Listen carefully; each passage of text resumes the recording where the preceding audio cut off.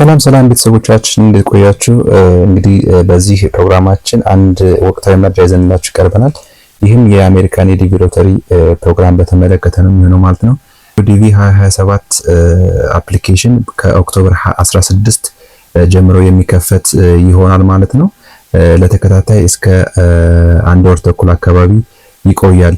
እንግዲህ የዘንድሮ ዲቪ 2027 አዳዲስ ነገሮችን ይዞ መጥቷል ማለት ነው። ለምሳሌ ለአፕሊኬሽን ፊ እስካሁን ምንም አይነት ክፍያ አልነበረም።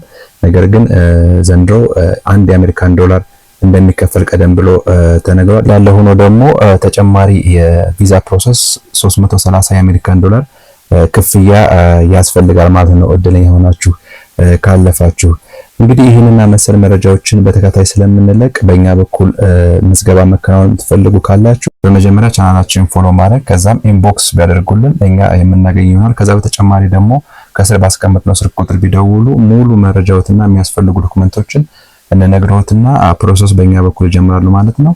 መልካም እድል።